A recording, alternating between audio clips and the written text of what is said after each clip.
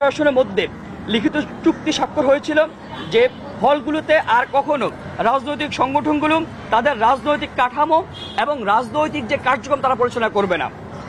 গণ অভ্যুত্থান পরবর্তীতে শিক্ষাঙ্গনে সকল ক্রিয়াশীল ছাত্র সংগঠন একটি অলিখিত সহাবস্থানে তারা এসেছিল। আমরা দেখেছি কোনো ছাত্র সংগঠন হল এবং একাডেমিক এরিয়ায় ছাত্র রাজনীতি না করার পক্ষে শিক্ষার্থীর যে মতামতটা আছে সেটাকে তারা শ্রদ্ধা জানিয়েছে। একই সাথে দীর্ঘ 1 বছর যাবৎ তারা সেই অবস্থানটা তারা জারি রেখেছিল। কিন্তু প্রকাশ্যে না আসে আমরা কি দেখেছি, প্রকাশ্যে না আসেও হলগুলোতে ইসলামী ছাত্র শিবির তাদের গুপ্ত কমিটিকে কার্যকর্তারা রেখেছে। আমরা দেখেছি ইতিপূর্ব তাদের কমিটি ছিল এবং শিক্ষার্থীরা যখন ছাত্র রাজনীতি হলগুলোতে বন্ধ করেছিল, নিষিদ্ধ করেছিলাম, তার পরিবর্তিত গণঅভ্যুত্থান পরিবর্তিত ছাত্র শিবির তাদের যে বিগত হল কমিটি তারা শিক্ষার্থীদের যে কমিটমেন্টের জায়গাটা তারা আগ্রাহ্য করে তারা সেই কমিটি বহাল রেখেছে। শুধু বহাল রাখে নাই, তারা পুরোদম সেটাকে কার্যকর করে রেখেছে। এবং আমরা দেখেছি ছাত্র শিবির পরবর্তীতে ছাত্র শিবিরের যে সভাপতি তিনি তাদের ছোট ছোট টিম থাকার কথা স্বীকার করেছেন। আমরা দেখেছি এর পরবর্তীতে ছাত্র ইউনিয়নও তাদের হল এবং একাডেমিক এরিয়ার যে কমিটি তারা সেটা প্রকাশ করেছেন।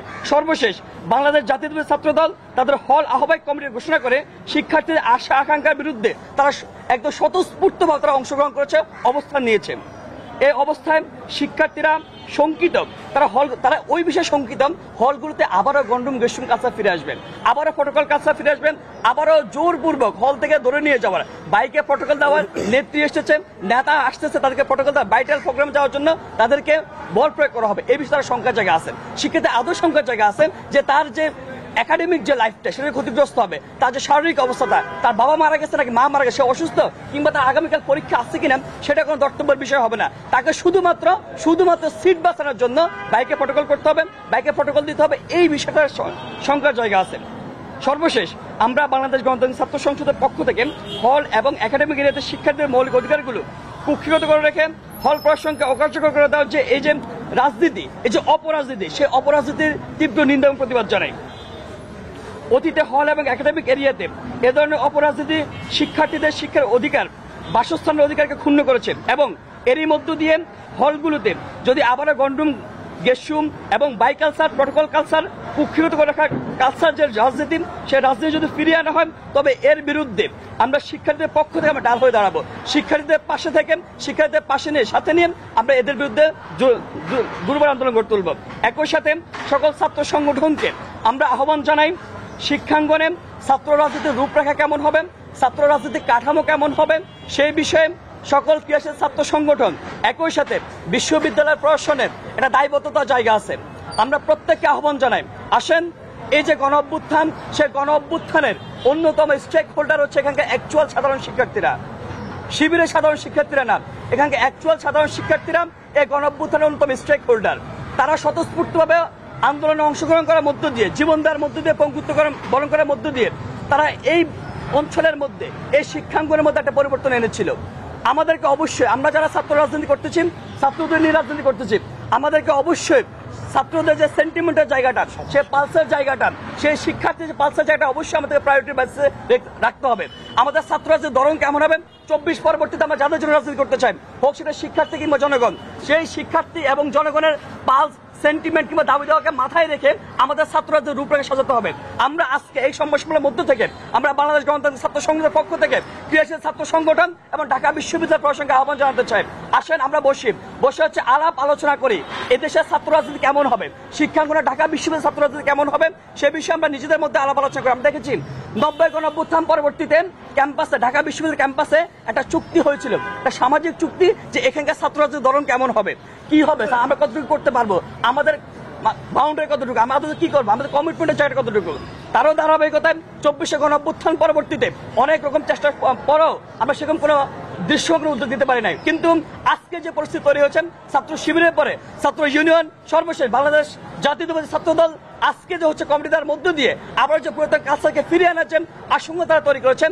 আজকে আমরা আহ্বান জানাতে চাই, আপনারা আসেন, ক্রিয়াশীল ছাত্র সংগঠন সবাই আসেন, আমরা বসে একটা আলাপ আলোচনা করি। আলাপ আলোচনার মধ্য দিয়ে আমরা একটা চুক্তি তৈরি করি, আমাদের ধরনটা কেমন হবে। আমরা প্রত্যেকটা শর্ত কিংবা যার মতামতের ভিত্তিতে একটা রূপরেখা দাঁড় করে, সত্যিকার একটা রূপরেখা এই অঞ্চলে, এই ক্যাম্পাসের শিক্ষার্থী যে আশঙ্কার জায়গাটা, সেই আশঙ্কার জায়গাটা তারা হচ্ছে আমরা, যেহেতু আমরা ছাত্র রাজনীতি করি, ছাত্র সংগঠন করে, আমাদের দায়িত্ব হচ্ছে শিক্ষার্থী সে অভয় জায়গাটা তৈরি করা, আস্থার জায়গাটা তৈরি করা।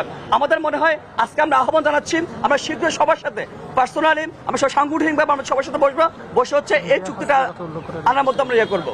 এখানে শিক্ষার্থী যারা আছেন খুবই নিম্ন মধ্যবিত্ত ফ্যামিলি থেকে উঠে আসে, তারা এই যে কালচারে তারা হচ্ছে শিকার হয়ে যায়, তারা ইচ্ছা অনিচ্ছা সত্ত্বেও তারা হচ্ছে হলে থাকার জন্য রাজনীতি করতে হয়।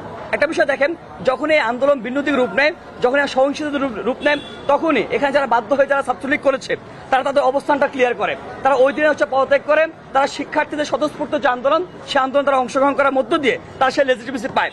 কিন্তু ছাত্র দলের যে কেন্দ্রীয় সভাপতি যিনি বক্তব্য করেছেন যে আমরা কিংবা শিবির তারা হচ্ছে গিয়ে রিক্রুট করেন, সেটা হচ্ছে গিয়ে কি আমরা মনে করছি আমরা আমাদের অবস্থান ক্লিয়ার করি।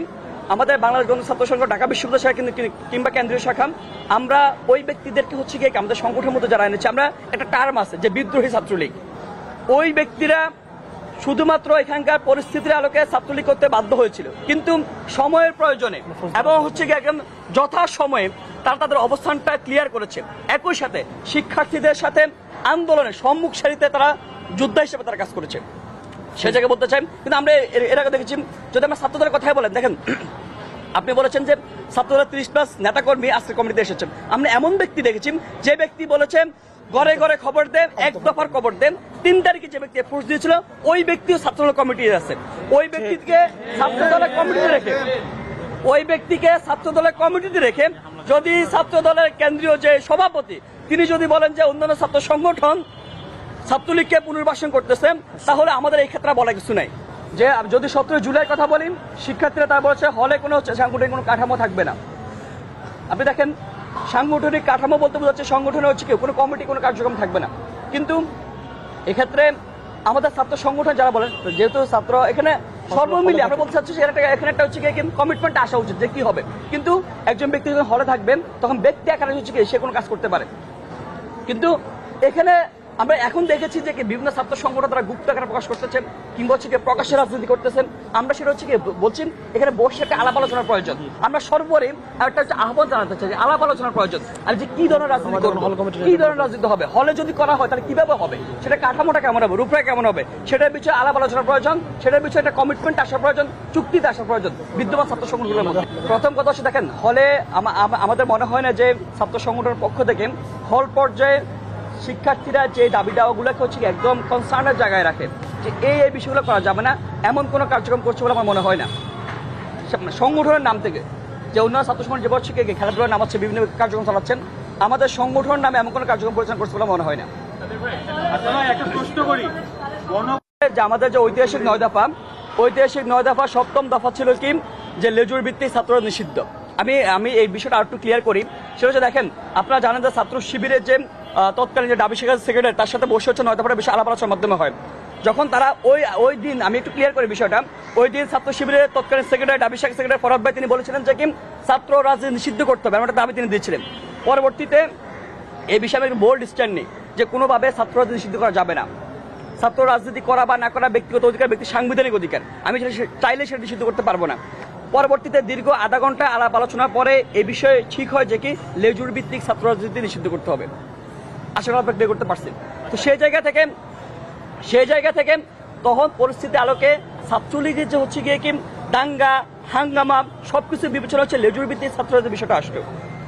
কিন্তু আপনারা জানেন যে আমরা গণঅভ্যুত্থান পরবর্তীতে আমরা আমাদের অবস্থান ক্লিয়ার করেছি, শিক্ষার্থীরা তারা বিষয়টা বুঝতে পেরেছে যে রাজনীতি করা বা না করা সেটা ব্যক্তি সাংবিধানিক অধিকার, সে চাইলে করতে পারবে, আমি বাধা দেওয়ার কোনো বিষয় নেই। কিন্তু এক্ষেত্রে অবশ্যই রাজনীতি থাকবে, কিন্তু রাজনীতি কাঠামোগত পরিবর্তন আনতে হবে। এই যে পরিবর্তিত পরিস্থিতি, আমাদের যে আকাঙ্ক্ষা, সেই জায়গা থেকে আমাদের যে উদ্ভূত পরিস্থিতি সবকিছু মিলে রাজনীতি থাকবে, কিন্তু রাজনীতি কেমন হবে, হলে থাকবে কি থাকবে না, একাডেমিক এরিয়া থাকবে কি থাকবে না, সেটা শিক্ষার্থীদের কনসার্নকে মাথায় রেখে, শিক্ষার্থীদের সুযোগ সুবিধার বিষয়কে মাথায় রেখে আমাদেরকে অবশ্যই রাজনৈতিক কাঠামোগত পরিবর্তন আনতে হবে, রাজনৈতিক রূপরেখাটা সেট করতে হবে। সেটা একই সাথে মেন স্কুলের শিক্ষার্থীরা, একই সাথে টিএসসি ছাত্র সংগঠন, একই সাথে ঢাকা বিশ্ববিদ্যালয় প্রশাসন সবাই বসে হচ্ছে একটা হচ্ছে কমিটমেন্টের চুক্তিতে আসা উচিত যে ছাত্ররা থাকবে কিন্তু কিভাবে থাকবে, শিক্ষার্থীদের কনসার্নটাকে সবকিছু আলাপ আলোচনার আলোকে বিষয়টা হচ্ছে কি ঠিক করতে হবে। আপনি যেটা বলেছেন যে কি আমরা ছাত্রদের নিষিদ্ধের বিষয়ে আমরা আন্দোলন করেছিলাম, আমাদের ছাত্র সংগঠন কিংবা হচ্ছে কি গণঅভ্যুত্থানের ফেজ কোনো ব্যক্তি এরকম দেখেন না যে ছাত্র রাজনীতি নিষিদ্ধ করতে হবে এমন কোনো আবেদন তুলেছিল। আপনি দেখেন, যদি আমরা খোলামেলা বলি যে একটা ছাত্র সংগঠন, যে ছাত্র সংগঠন 9 দফা দেওয়ার সময় বলছে ছাত্র রাজনীতি নিষিদ্ধ করতে হবে, শিক্ষার্থী একটা পালসার জায়গা ছিল। কারণ কি জানেন, বিগত সময় 17 বছর কিংবা এর আগে তারা যে কালচারটা তারা বিলং করে আসতেছে হলগুলোতে, তাদের যে তিক্ত অভিজ্ঞতার আলোকে তারা তো সময় ওই যে যারা পিছন থেকে তারা ইন্ধন দিচ্ছে যে ছাত্র রাজনীতি নিষিদ্ধ করতে হবে, সেটাকে তারা তারা হাওয়া তুলেছিল। তারাও যারা অর্গানাইজ করেছে, অর্গানাইজের পিছনে সাধারণ শিক্ষার্থীরা তিক্ত অভিজ্ঞতা তারা এসেছিল। কিন্তু একটা পর্যায়ে তারা বুঝতে পেরেছিল না, ছাত্র রাজনীতি নিষিদ্ধ করার সমাধান না, ছাত্র রাজনীতি কিন্তু কাঠামোগত পরিবর্তন করতে হবে, সেটা শিক্ষার্থী বুঝতে পেরেছিল। আমি একটা বিষয় ক্লিয়ার করে দেখেন, যে ছাত্র সংগঠন তারা বলেছিল যে ছাত্র রাজনীতি নিষিদ্ধ করতে হবে, পরবর্তী তারা সেটা বাস্তবায়ন করতে না পেরে তারা বিভিন্ন মব ক্রিয়েট করেছিল, কিন্তু হলপাড়ায় কিংবা ঢাকা বিশ্ববিদ্যালয় ক্যাম্পাসে, বিভিন্ন ক্যাম্পাসে তারা সেটা না পেরে পরবর্তীতে শিক্ষার দাবির সাথে ঐক্যমত হয়। একই সাথে আমাদের দাবির সাথে ঐক্যমত হয় যে ছাত্র রাজনীতি নিষিদ্ধ নয়, শুধুমাত্র নিষিদ্ধ করার সমাধান না, তাহলে কি করতে হবে, ছাত্র রাজনীতি কাঠামোগত পরিবর্তন আনতে হবে। তখন ওই যে ছাত্র সংগঠন যে বর্তমান সভাপতি ফরহাদ ভাইয়ের সাথে বসে আলাপ আলোচনার মাধ্যমে বিষয়টা ঠিক হয় যে ছাত্র রাজনীতি কাঠামোগত পরিবর্তন, সেটা হল এবং একাডেমিকের কোনো কাঠামো, কোনো কমিটি, কোনো কার্যক্রম থাকবে না, এই বিষয়টা ঐক্যমত হয়। কিন্তু পরবর্তীতে সেটার কোনো কমিটমেন্ট যেটা রাখা হয়েছে, যেটা অলিখিত চুক্তি হয়েছিল টিএসসি ছাত্র সংগঠনগুলোর মধ্যে, একই সাথে শিক্ষার্থীদের দাবি দেওয়ার প্রতি যে শ্রদ্ধা জানিয়ে আসা হয়েছিল, সেটা এখন কমিটমেন্ট আমরা ব্রেক হতে দেখেছি। এটা হচ্ছে উদ্ভূত পরিস্থিতির কারণে 7ম দফা আসলে লেজুর ভিত্তিতে ছাত্র নিষিদ্ধ করতে হবে একটা বিষয়। কিন্তু আমরা পরবর্তীতে বলেছি, দেখেন যে এখানকার ছাত্র, আমি বারবার করে ওটা আলোচনা করছি যে পরবর্তী জুলাই থেকে অগস্ট পরবর্তীতে এখানে আলাপটা কি হবে, যে ছাত্ররা যে থাকবে কি থাকবে না, কি ধরনের থাকবে, লেজুবি থাকবে কি থাকবে না, সেটা আলাপ আলোচনার মাধ্যমে, একটা চুক্তির মাধ্যমে সেটা ঠিক হবে। আমরা বলেছি আমরা কাউকে বাধা দিই নাই যে অমুক লেজুবি থেকে তাকে বাধা দিই নাই, কিংবা আমরা লেজুবি শেয়ার আপনার ভিন্ন, সেই জায়গা থেকে আমরা কাউকে বাধা দিই নাই যে ছাত্র রাজনীতি করতে পারবে না, শিবির করতে পারবে না, কিংবা হচ্ছে অন্য ছাত্র, আমরা শুধু বলেছি যে কি আগের যে রাজনীতির যে কালচারটা সেটা ফিরিয়ে আনা যাবে না। আমাদের অবস্থার ক্ষেত্রে খুবই সুস্পষ্ট যে আগের যে কালচারটা হচ্ছে, আমরা বিদ্যমান যে কালচার আমরা বিলং করে এসেছি, সেই কালচারটা কোনোভাবে ফিরিয়ে আনা যাবে না। সেটার জন্য আপনি যদি লেজুর ভিত্তির রাজনীতি যদি সেটাকে বাদ দিয়ে সমাধান হয়, তাহলে আমরা সেটার জন্য আগ্রহী, আমি আলাপ আলোচনা করতে চাই। আপনি একটা প্রশ্ন করছেন যে হচ্ছে যে ছাত্র সংগঠন আমরা অন্যকে গুপ্ত বলতেছি, আমরা কি এনসিপি কোনো গুপ্ত কিনা? প্রথম কথা হচ্ছে, যদি এনসিপিতে কোনো গুরুত্বপূর্ণ রাজনৈতিক দল না, সেই জায়গা থেকে আমরা শুরু থেকে বলেছি যে আমাদের সাথে কোনো, যেহেতু আমরা জুলাই গণঅভ্যুত্থানের স্পিড থেকে উঠে আসা একটা ছাত্র সংগঠন, সেই জায়গা থেকে জুলাই গণঅভ্যুত্থানের স্পিডের সাথে সামঞ্জস্যপূর্ণ যে কোনো ছাত্র সংগঠন কিংবা দলের সাথে বলেন, রাজনৈতিক দলের সাথে বলেন, তাদের সাথে একটা আদর্শিক একটা হচ্ছে এলাই থাকবে, আমি সেটা বলেছি। তাদের সাথে হচ্ছে যুগপৎ করে আন্দোলন করা যেতে পারে, তাদের সাথে হচ্ছে বসে পরামর্শ করা যেতে পারে জাতীয় স্বার্থে, জুলাই স্পিডের সাথে সামঞ্জস্যপূর্ণ কোনো স্বার্থে, সেই জায়গাতে। কিন্তু আপনি দেখেছেন যে জুলাই গণঅভ্যুত্থানে যারা নেতৃত্ব দিয়েছিল, তারা হচ্ছে এলাকা ভিত্তিক, যেহেতু ঢাকা বিশ্ববিদ্যালয় 17 থেকে বন্ধ হয়ে যায়, এলাকা ভিত্তিক তারা আন্দোলন করে। এই মানুষগুলো হচ্ছে গিয়ে কি ওয়ান কাইন্ড অফ, তারা হচ্ছে যে বৈষম্য পরবর্তী যে মূল যে অংশটা, সেটা এনসিপি রূপ নেয়। ওই মানুষগুলা সেই জায়গা থেকে তাদের সাথে এলাকার নেতৃত্ব তারা স্থাপন করেছিল, তো সেই নেতৃত্ব দেওয়ার জায়গা থেকে ওই মানুষরা সেই জায়গায় সেটা ব্যক্তিগত জায়গা থেকে গেছে। আমরা বলেছি আমাদের যে গণতন্ত্রের ছাত্র সংসদ, ঢাকা বিশ্ববিদ্যালয় কিংবা সেন্ট্রাল কমিটি বলেন, আমাদের সাংগঠনিক কোনো অবস্থান সেখানে যায় নাই। যদি সাংগঠনিক অবস্থান যেত, তাহলে 3 তারিখের প্রোগ্রামে, আমরা ঢাকা বিশ্ববিদ্যালয়ের প্রোগ্রামে, সেখানে আমরা সাংগঠনিকভাবে অবস্থা চালাইতাম। সেই জায়গা থেকে ব্যক্তি আকারে গেছে, সেটার জন্য আমরা হচ্ছে কি ইন্টারনাল শৌকতের ব্যবস্থা করেছি, শৌকত আমরা দিয়েছি। কিন্তু আমরা সাংগঠনিকভাবে ওইভাবে আমরা কখনো যাই নাই। সেটাই বলতেছি,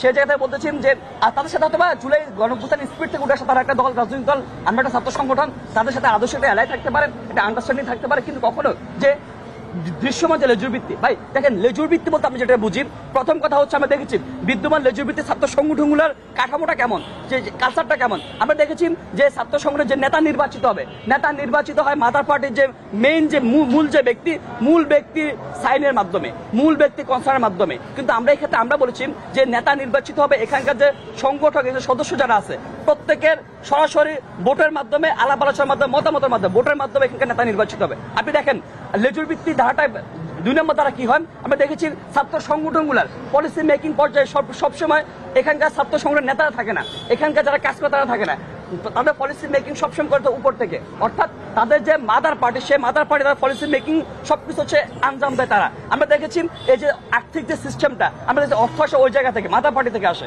যার কারণে আমরা দেখেছি এই যে জুলাই গণঅভ্যুত্থানের মতো কোটা সংস্কার আন্দোলনের মতো একটা যৌক্তিক আন্দোলনেও ছাত্রলীগের অনেকে আমার বন্ধু অনেকে বলছে যে বন্ধু তোমরা আন্দোলন আমরা ফাঁসা আছে, কিন্তু যখন উপর থেকে যখন চাপ আসলো, যখন তার মাদার পার্টির গায়ে আঘাত লাগলো, স্বার্থের জায়গায় আঘাত লাগলো, তখন তাকে ইচ্ছায় অনিচ্ছা থেকে আসতে হয়েছে। সেই জায়গায় আমরা বলেছি যে লেজুবিতে 3 ধরনের এটা 3টা ক্রাইটেরিয়া সেট করা হয়, যে নেতা নির্বাচন কিংবা পলিসি মেকিং পর্যায়ে কিংবা অর্থের বিষয়টা। আমরা বলেছি এটা স্বনির্ভর, আমরা নেতা নির্বাচন করবো এখানকার ছাত্র সংগঠন যারা বিদ্যমান যারা আছে তাদের ভোটের মাধ্যমে। আমরা বলেছি এখানে পলিসি সিস্টেম হবে, এখানে যে অর্গানোগ্রাম আছেন, যারা পলিট ব্যুরোর মেম্বার আছেন, তাদের আলাপ আলোচনার ভিত্তিতে পলিসি মেক হবে। আমরা বলেছি যে অর্থের যে বিষয়টা সদস্যদের ফান্ডের মাধ্যমে, সদস্যদের যে সাংগঠনিক ফি আদায়ের মাধ্যমে এখানকার সংগঠন চলবে। যদি কোনো বৃহৎ আকার যদি বাজেট লাগে, সেক্ষেত্রে আমরা স্পন্সর বেসড কোনো বৃহৎ আকার বাজেট নিশ্চিত করবো, শুভাকাঙ্ক্ষী নিশ্চিত করবো। আমরা বলতে পারছি যে আদর্শিক কোনো সম্পর্ক থাকতে পারে, কিন্তু এই যে বিদ্যমান যে কালচারের মধ্যে আছে, সেই কালচারের মধ্যে লেজুভিত্তি হচ্ছে না।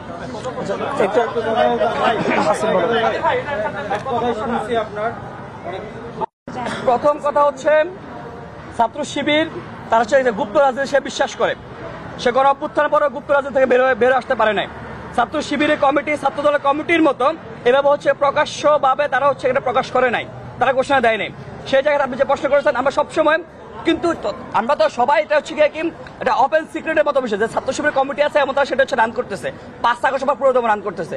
সেটার জন্য যে অনলাইন অফলাইনে সেটা হচ্ছে কি আমরা সরব ছিলাম। কিন্তু এখন দেখেন পরবর্তীতে যখন ছাত্র শিবিরের দাবি শাখার সভাপতি ফরাদ হোসেন যখন বলেন যে তাদের ছোট ছোট টিম আছে, সেই জায়গায় প্রত্যেকে প্রতিবাদ জানিয়েছে। কিন্তু যদি ফর্মাল কোনো নাম থাকতো, আমরা সেটা হচ্ছে কি সাংবাদিক কিংবা হচ্ছে অন্যান্য ব্যক্তিগতের মাধ্যমে সেটা আমরা তুলে আনার চেষ্টা করতেছি। যদি থাকে তো আমরা করতাম।